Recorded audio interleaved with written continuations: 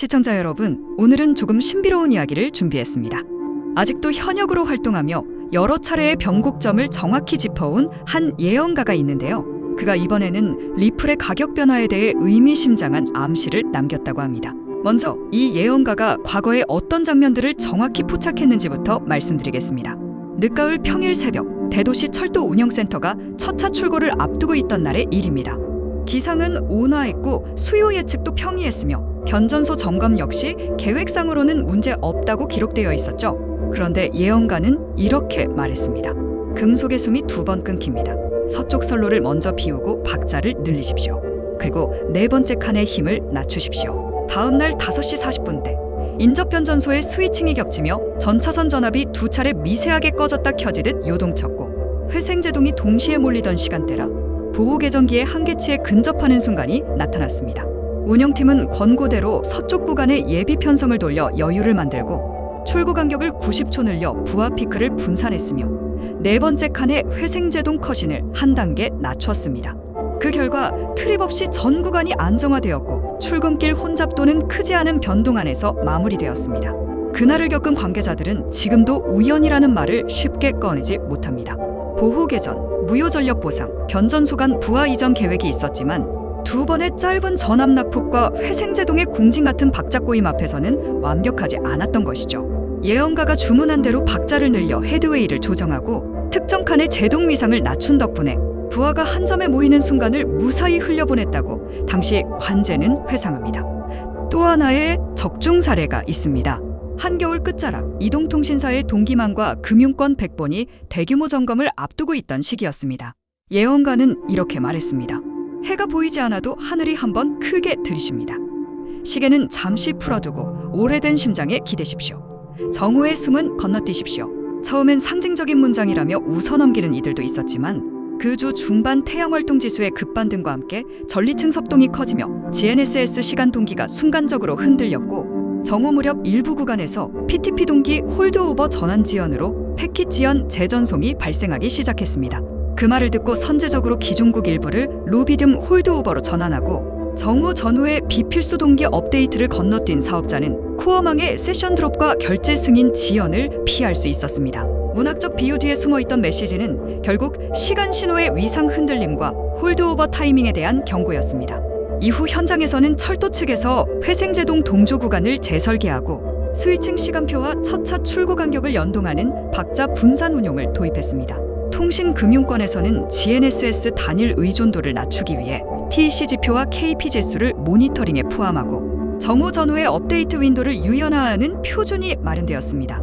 금속의 숨이 2번 끊긴다는 표현은 실제로 변전 손해 스위칭과 회생제동 밀집 시점의 전압 파형을 오래된 심장은 GNSS 없이도 뛰는 루비듐, OCXO 기반의 홀드오버를 가리킨 것이었다는 분석이 뒤따랐습니다. 결과적으로 그 한 문장은 흐름의 박자와 위상을 미리 감지하라는 신호였다는 해석이 힘을 얻었습니다. 이처럼 상식 밖의 정확도를 여러 차례 보여준 이 예언가가 며칠 전 새롭게 한 가지를 언급했습니다. 물길이 다시 열린다. 작은 고리들이 연결되며 기다리던 파동이 오른다. 그리고 명확히 이름을 댔습니다. 리플, XRP. 당시 그는 사람 많은 자리에서 과장된 몸짓 없이 조용히 이 말을 남겼고 곁에 있던 사람들은 연결과 파동이라는 단어를 특히 또렷이 기억하고 있습니다. 이전 사례들처럼 은유적 언어를 사용했지만 대상만큼은 분명했습니다. 그의 전언을 그대로 옮기면 이렇습니다. 첫째, 먼 나라와 가까운 나라 사이의 돈이 더 적은 마찰로 움직이는 시점이 온다. 둘째, 종이에 새겨진 말들이 부드러워진다. 셋째, 3번째 초승달이 지난 뒤 파동이 일어난다.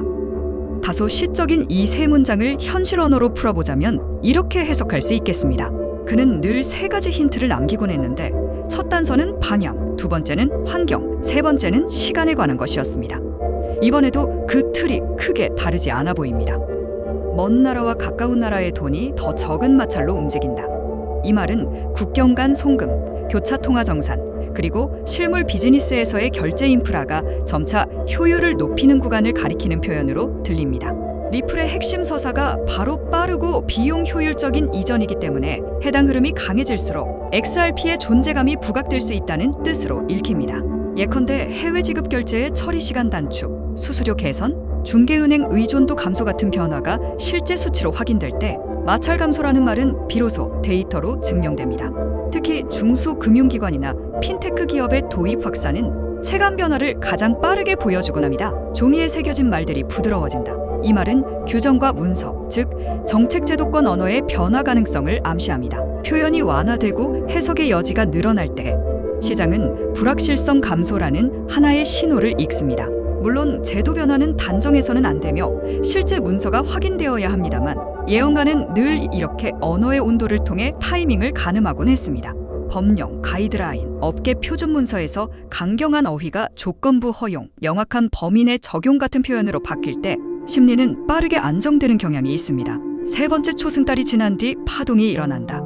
이 말은 시간의 힌트입니다. 정확한 날짜를 말하지 않고도 주기로 시점을 암시하는 그의 습관을 떠올리면 이는 과열이 아닌 누적 압력 해소 후에 추세 전환을 뜻하는 경우가 많았습니다. 즉 급작스러운 불꽃놀이보다 준비된 상승 파동을 말하는 듯합니다.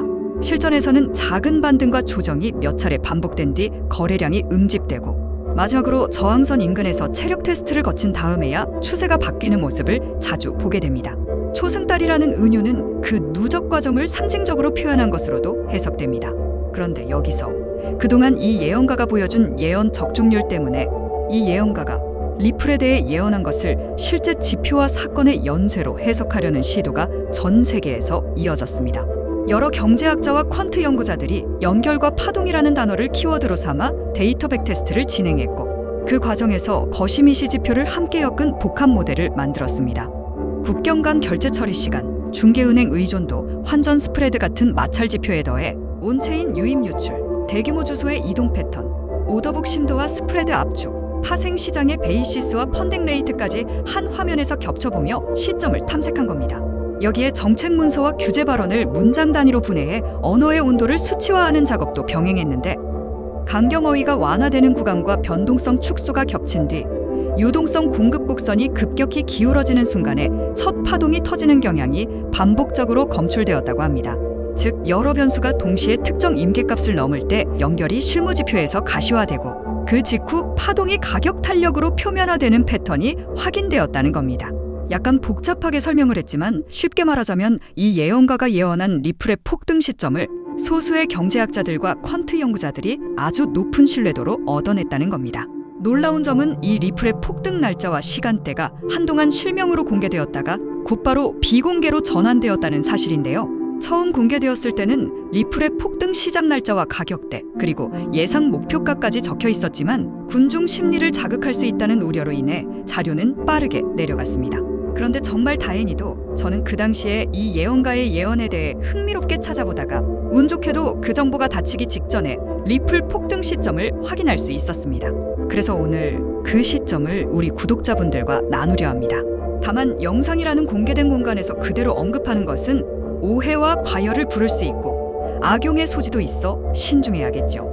그래서 저는 이걸 영상에 공개하기보다는 정말 필요하신 분들만 알아가실 수 있도록 하려고 하는데요. 제가 지금 화면에 제 개인 연락처를 띄워드릴 건데 화면에 보이는 제 연락처 010-3251-7782 이 번호로 구독자인데 리플 폭등 날짜 보내달라고 문자 주시면 제가 문자를 받자마자 제가 알게 된 리플의 폭등 시작 날짜와 가격대 그리고 예상 목표가까지 전부 보내드리도록 하겠습니다. 문자를 받게 되시면 리플 폭등 시작 날짜가 오기 전에 타이밍 맞춰 리플을 잘 매수하시기 바라겠고 되도록이면 받으신 정보들을 다른 사람들에게 유출하지 않아주시면 감사하겠습니다. 제가 어렵게 얻은 정보인데 우리 구독자분들만 사용하셨으면 해서입니다. 자, 그러면 오늘 영상은 여기서 마치도록 하겠습니다. 다음 영상에서도 더욱 재미있고 신비로운 이야기로 찾아뵙겠습니다. 감사합니다.